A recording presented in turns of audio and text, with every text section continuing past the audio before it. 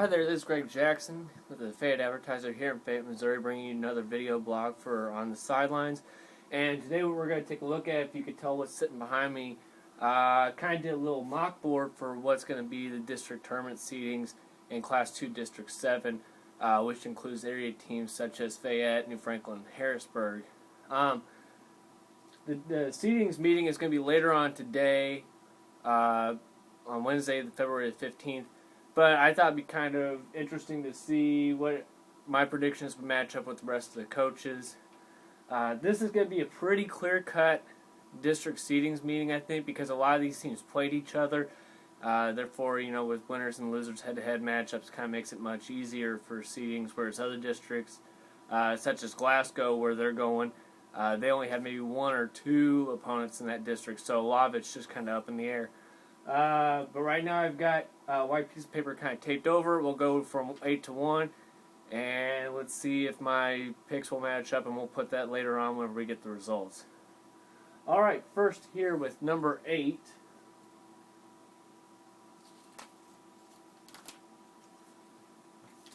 I picked Slater. I thought this was a pretty easy one just because Slater comes in with a 2-17 record. And again, all these records I have are as of Monday. They don't count Tuesday's games. Slater with a 2-17 record. Now, their 2 wins are against district opponents. They did beat West Strand in a regular season meeting in Slater. And they also beat New Franklin at New Franklin tournament. However, 17 other losses. They've lost to Fayette 3 times. They've lost to New Franklin. They've lost to Sturgeon, Salisbury, West Strand. Out of the 8 teams, they have the worst record. While they do have wins against these other district opponents, mind you that these teams that they beat them either earlier in the season or after that. So Slater at number 8. Moving on to number 7.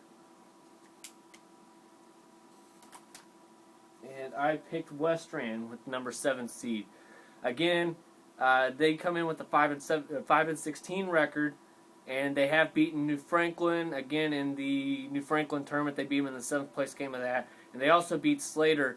So those 2 teams split their regular season matchups, each winning at home. West Strand also has a long list of losses to district opponents. They've lost New Franklin twice. Those 2 teams have played 3 times, which is why I picked New Franklin is a better seed because they've won 2 of those 3 matchups. West Strand's also lost to Slater, as I mentioned earlier. They've lost to Fayette, Salisbury, and they're the only team in this district to play Douglas. They lost to Douglas 94-33 at Moberly Area Community College. And again, I want to throw this out there. I should have prefaced with this. 2 of my seeds I'm not 100% confident on. And another one, I consider Douglas the wild card, and I'm really going to have a difficult time trying to figure out where to put them. But I think I've come to a pretty good guess on where they're going to fall into this. Okay, moving on. So we have West Strand at 7, moving on to number 6. And we have New Franklin. New Franklin has an 8-14 record, and like I said, those 3 bottom teams have pretty much beaten each other. They've won 1, lost 1, or won 2, lost 1, however you want to put it. So New Franklin has beaten Slater, and they've beaten West Strand twice. However, as those other 2 teams, they have a long list of district losses. Lost to Fayette twice, lost to Slater, West Strand, lost to Sturgeon twice, and they've also lost to Salisbury. So I think that's pretty much how that's going to work out. Again, like I said, those teams have beaten each other. I really think at that point that comes down to record. So Slater with 2 wins, Western with 5, New Franklin with 8. I think that makes it for a pretty easy 6, 7, 8. Okay, moving on to the 5 seed. And this is where I thought Douglas would fit in. Now, it's really tough to gauge where Douglas goes. I mean, this is a team that didn't play basketball in the first semester. Picked up their season mid-January, but they come in with an 8-1 record. However, a lot of those they've played New Bloomfield, Community, Higbee, West Strand. I'm trying to think of a couple others they've played, but I'm not getting them off the top of my head. Russellville, that was probably one of their closest wins. Their one loss was to Metro, a Class 3 school out of St. Louis, and they lost to them by 2 points. So they're very close to being undefeated. And again, I put them at 5 just because I think they could beat those bottom 3 teams. However, my 1 through 4 seeds, I'm not sure how well Douglas will match up, especially since the fact they only have 7 players. And really, I think those top 4 teams can match them in regards to speed, quickness, shooting, defense, etc. Okay, so that's the bottom 5 seeds. We're going to move on to number 4. And right here I went with Fayette. And again, Fayette comes in with a 14-8 record. They've beaten New Franklin twice, Slater 3 times, and Westram once. So obviously you're going to put them above those 3 schools. And I put them above Douglas. At this point, in 4-5, it doesn't matter much. So for all I know, whenever they meet later on today, Fayette could be the 5 and Douglas could be the 4. You never know. Really, it comes down to who gets to wear the white jersey, who gets to wear the away jersey. Fayette has what makes Fayette the 4 seed below the top 3 seeds are they've lost to those 3. They've lost to Harrisburg twice. They've lost to Sturgeon in the championship game in the New Franklin tournament, and they've also lost to Salisbury twice in regular season play. So right now I got Fayette at number 4. And moving on to number 3. I went with Sturgeon. Now, here's where the argument's going to get a little bit tricky, and I'm not too sure. Sturgeon could get the 2 seed during the seedings meeting. You never know. Sturgeon comes in with a 22 record, which that's almost too good of a record for a 3 seed. I understand people who think maybe I put them a little bit too low. They've beaten Slater, Fayette, New Franklin twice. Their 2 losses, and we'll get to why I put them at 3. Their first loss was to Hallsville in overtime by 3 points in the Centralia tournament. However, they're 1-1 against Hallsville this season. They won the meeting before that. Their other loss was to Harrisburg at home in December, 94-69. Now, granted, it's kind of tough to decide what you're going to do about that because it was on Sturgeon's home court, but they were also without Lane Aarons, who had an ankle injury.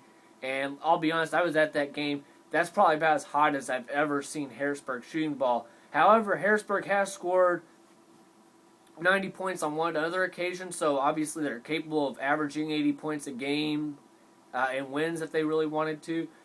But again, like I said, a lot of this comes down to head-to-head meetings, and flat out, Harrisburg beat Sturgeon, so that's why I put Sturgeon at 3 seed. And what made me really put Sturgeon at 3 was it was on Sturgeon's home court. You know, if it was at Harrisburg, that might be one thing, but the fact that Harrisburg won this game on the road, I think that kind of really solidifies it for them. Therefore, my number 2 seed, I did pick Harrisburg with that.